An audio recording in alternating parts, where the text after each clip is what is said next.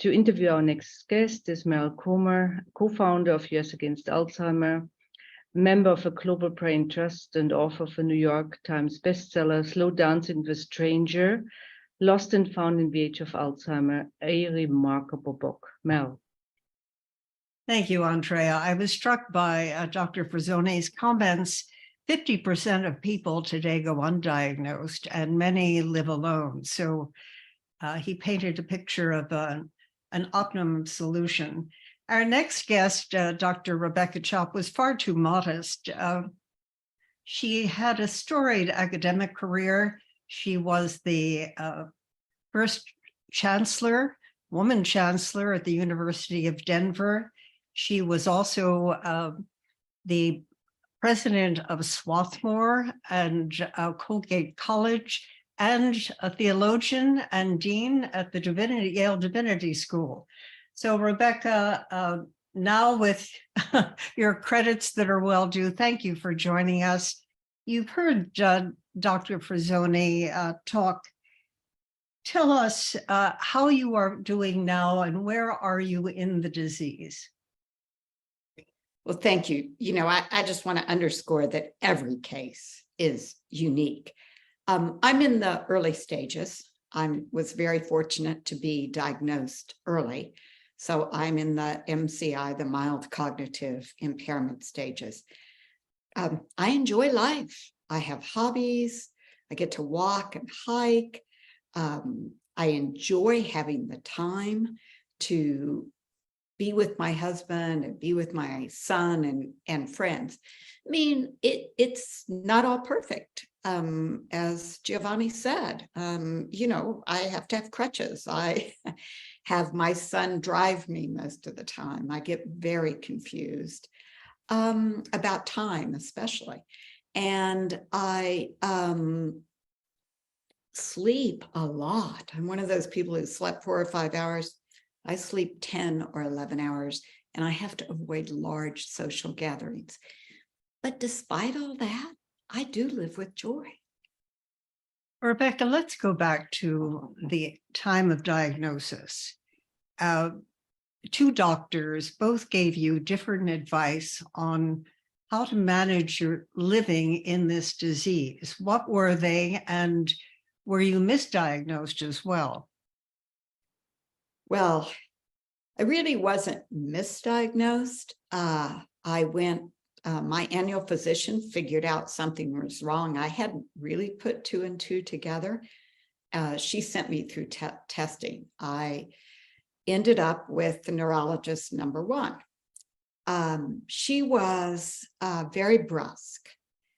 She told me I had MCI with Alzheimer's. And when we asked her, my husband was with me, when we asked her what I could do, she said really nothing. And my husband said, well, what should we expect? And she said, well, 3 to 4 years, you probably won't be buttoning your clothes or feeding yourself. I decided to look for a new neurologist, and I found a great one.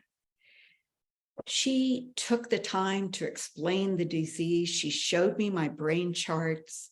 She talked at length to me, and she said, live with joy. She talked to me and wrote a prescription for lifestyle intervention, creativity, diet, exercise, lots of exercise, at least 2 hours a day, she said, social engagement, intellectual engagement, but most of all, live with joy. I kept that neurologist. Rebecca, Alzheimer's runs in your family on the maternal side, and the risk profile of those of us who have someone with the disease on the maternal side is higher. You're writing a book called It's Not Your Grandmother's Alzheimer's. What's different now, and do we have to be careful not to sugarcoat this disease? We shouldn't sugarcoat this disease. This disease is tragic, and I'm so glad to hear the positive words that someday we will be able to prevent this disease. But you know, that stigma, it's like a binary thing, right? Mm-hmm. You get that diagnosis, and like my first doctor said, that's what most of us think. It's binary. I'm healthy. Now I have Alzheimer's. And in fact, now it's different from my grandmother, because in those days, they just diagnosed when you were in very later stages and there was nothing to do. Now it's different as people are more and more like me. They get diagnosed in early stages. And there are things we can do. There are medications, as Giovanni expressed, but there are also lifestyle interventions. So my book is about getting over that stigma, that cultural norms, that you have Alzheimer's, just sit down and die. My book is how to enjoy life. It talks about the research in layperson's terms that I underwent. And it also talks about the creativity. I learned to paint. I never knew I could paint. Exercise. I used it as an excuse to get a puppy.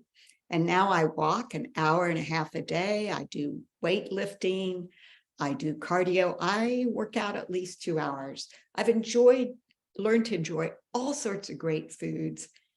I have some friends I had to weed out of my lovely garden of friends because they were pretty toxic. But I've made new ones and I have many old ones. I've joined book clubs. I want others to learn to live with joy and to live well. And that's what the book is really about. Let's for a moment look at the stigma that surrounds the disease and how offensive it is, and your life experience, although you've risen above it and reframed how you live. What was it like? Were you asked to get off boards? I mean, you're a distinguished academician. You live it in your mind. What was it like? You know, I first want to say many understood. I mean, I think everybody I knew was shocked. Friends had suspected something was going on, but maybe just aging. But when I told the board of trustees at the University of Denver, all these, super qualified people cried and expressed their deep love for me. And I heard that time and time again. But the stigma is there. I had people who talked louder to me. And I used to joke, I'm not deaf. I have maybe losing my mind, but I'm not deaf. I had people who asked me to get off boards. And I did have friends who kind of got in this pretend caring mode. And, I like to be asked how I'm doing. But they were like, can I do this? Can I do that? I mean, one has a long time, 10, 15 years. If you're lucky, you can stay pretty healthy. So it's a very mixed bag. And all of a sudden, I got very attentive to jokes about dementia. Insulted by jokes about dementia. Rebecca, if people were to just meet you now without knowing that you were living with dementia, does it ever make you, and this is a very personal question, so I apologize up front, do you ever regret knowing that you had the disease as early as you did? Could you have stretched it out? I mean, everyone wants to stretch out the bright side to their life. No, I never regret it for 1 second.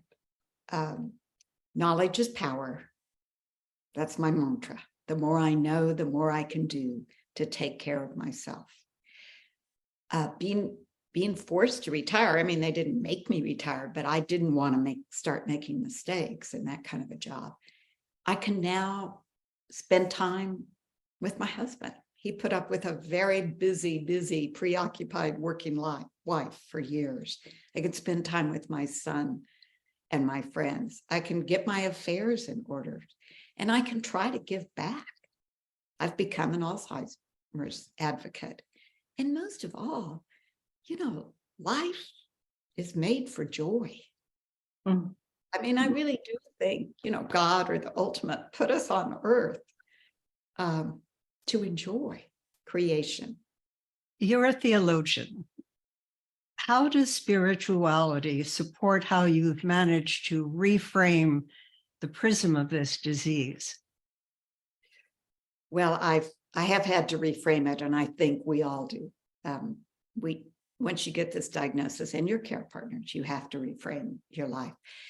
It's caused me to reframe my spirituality and in expanding it, really. I guess I find myself now at this stage kind of having three interrelated movements, my own ode to joy, like in Beethoven. The first is very much about abiding, and that's just what I was saying. I don't think I ever took the time just to be open. Walking in the mountains, abiding, being with my loved ones, just seeing the ordinary and the extraordinary. Annie Lamont talks about grace as transforming the ordinary into the extraordinary. And I think it's so true. And I think to live with joy is to live in the light and to just open yourself to abiding.